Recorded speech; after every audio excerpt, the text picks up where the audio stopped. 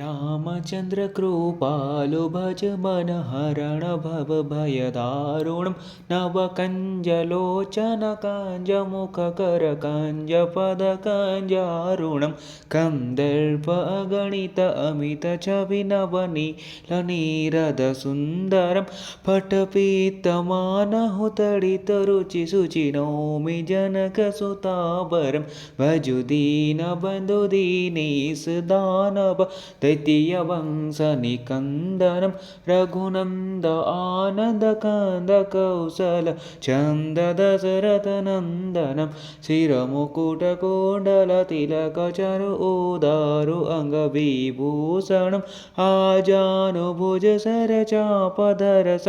ग्रामजितकरदूषणम् इति वदति तुलसीदास शङ्कर शेषमुनिमनरञ्जनं मम हृदय